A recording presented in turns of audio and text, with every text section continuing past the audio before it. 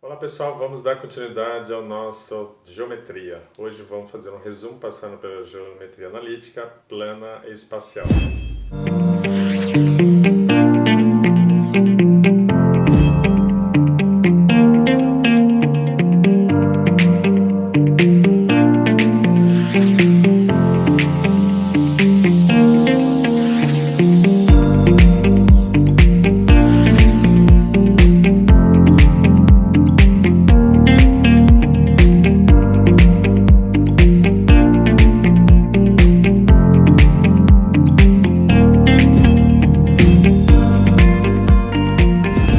A geometria analítica é o campo da matemática que estuda os elementos geométricos, né? Aqueles que a gente viu na aula passada: pontos, retas, triângulos, quadriláteros e circunferências. Vamos resumir rapidamente alguns pontos, os mais importantes que a gente vai estar tratando, e sempre digo que a gente vai estar lidando com prática, com a utilização desses conceitos durante o nosso curso, sempre tratando isso e fazendo correlação com os elementos que a gente vai estar trabalhando, as paredes, as metragens, as alturas, tá? Para vocês terem essa compreensão e entenderem melhor cada um desses conceitos. Bom, a gente falou sobre os pontos, né? Sempre lidando com ponto A, ponto B, né? A somatória, a ligação de vários pontos dá início a uma reta. Uma reta é entendida como a ligação entre um ponto A e um ponto B é igual a uma reta, tá? Como ela está delimitada, ok? Sempre pensando que isso poderá ser, na prática, uma parede, né? A gente pode falar que isso aqui, de A até B, né? Lidando com uma reta. A reta é o que nós vamos usar bastante, que é uma parede. A gente pode falar que isso aqui é uma parede, tá? Então, repassando um pouco, a analítica é essa que estuda, tá? Aí nós temos a geometria plana e a geometria espacial. A geometria plana é aquela que estuda os elementos, tá? As figuras geométricas. Geometria, novamente, recordando, terra, metria, medidas. Então, a gente sempre está falando de medidas na Terra, medidas no campo das nossas atividades, das nossas ações. Então nós vamos lidar principalmente com as medidas, as figuras, o quadrado, o retângulo, o triângulo, o losango, o trapézio e a circunferência. Recordando rapidamente, a área de um quadrado é lado vezes lado, ou seja, L ao quadrado. A área de um retângulo, base vezes altura. Área de um triângulo, base vezes altura, dividido por 2. Área de um losango, base vezes altura. Área de um trapézio, área de um trapézio, base menor mais base menor, dividido por 2. Área de uma circunferência, πr ao quadrado. Comprimento, que seria a corda, que seria o perímetro, se a gente falasse em perímetro. 2πr, como eu já expliquei na aula passada, tá? Já demonstrei como se chegou a essa fórmula. Perímetro, lembra, gente? Perímetro é o comprimento de cada uma dessas arestas, ó. Esse aqui é 2, esse aqui é 2, esse aqui é 2. 2 mais 2 mais 2 mais 2 seria o perímetro, tá? Perímetro deste seria o B mais H mais o B mais H. Então é o comprimento lá é a soma das arestas, tá? Arestas são esses lados, esses são os vértices, tá? Vértice, vértice, vértice, vértice, vértice. Perímetro é o comprimento de todas as arestas, ó. Tá? Eu vou explicar hoje um pouco mais sobre Pitágoras para vocês acharem o perímetro de um triângulo.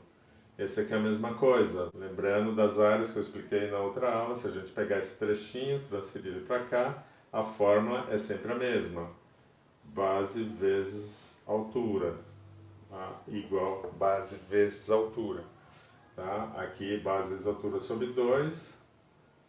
E do círculo nós já explicamos na aula passada. Agora, pessoal, lidando com as figuras espaciais. É como se nós colocássemos mais uma medida. Figura bidimensional, essas que nós vimos. Nós conseguimos ver claramente dois lados. As figuras espaciais, elas têm um volume, tá?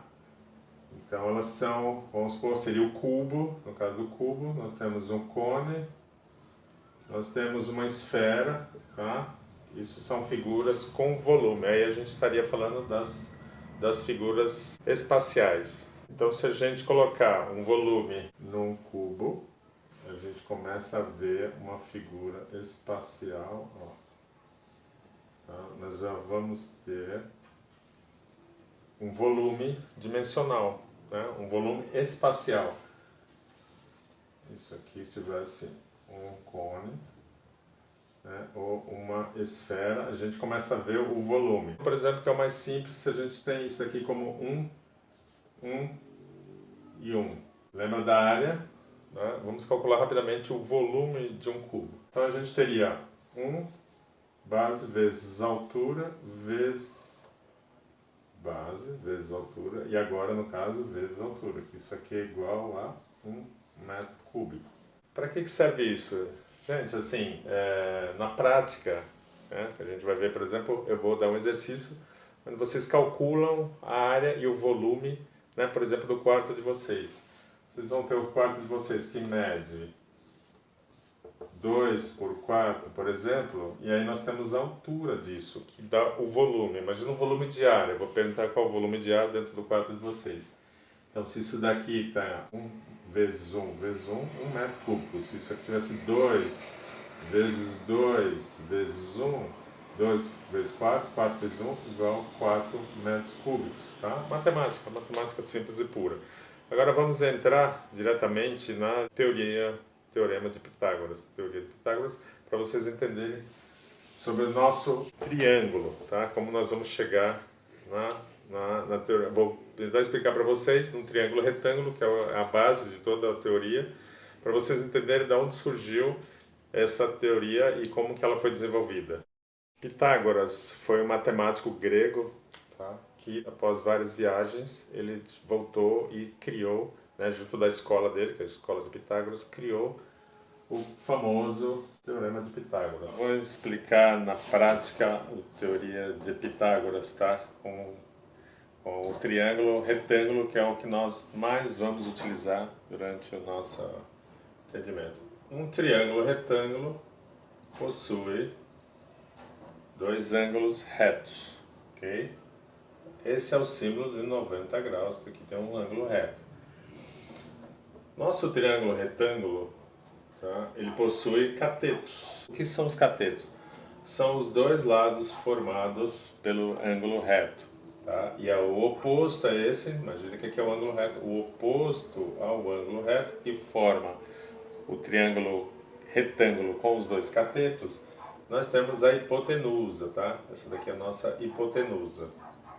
Então nós podemos chamar esse aqui de B, e o H seria a nossa hipotenusa. O Teorema de Pitágoras diz exatamente o quê? Que a somatória, a soma dos quadrados dos catetos é igual à hipotenusa.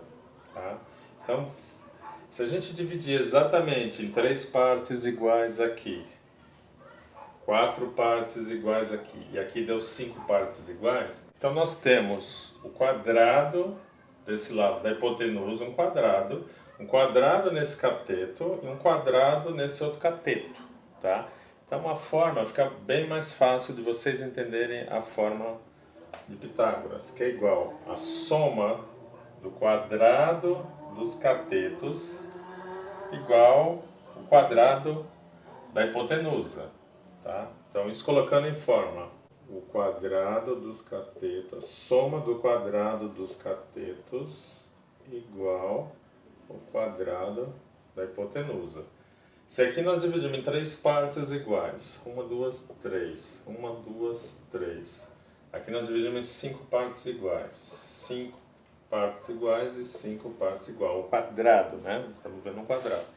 E aqui, 4 partes iguais com 4 partes iguais. Fica fácil visualizar, né? Então nós temos quadrado, quadrado. Então o quadrado desse cateto ao quadrado é igual a 3 vezes 3, que é igual a 9, mais b ao quadrado, que é 4 vezes 4, que é 16, igual a hipotenusa, que é 25. 5 vezes 5. 9, 16, 25. Então, desta forma, fica fácil vocês entenderem, né, como que essa fórmula se desenvolveu. Tá? Ficou claro para vocês que a soma dos quadrados dos catetos igual ao quadrado da hipotenusa. Fica fácil entender a fórmula de Pitágoras. Lembrando que todas as minhas aulas são pensando nisso, né? Como a gente vai usar isso na prática durante o curso e durante a vida de vocês, no estudo de vocês, no dia a dia, na escola, no ensino, tá bom? Então a gente se vê na próxima aula, deixando o exercício também na Classroom. Até mais, tchau, tchau!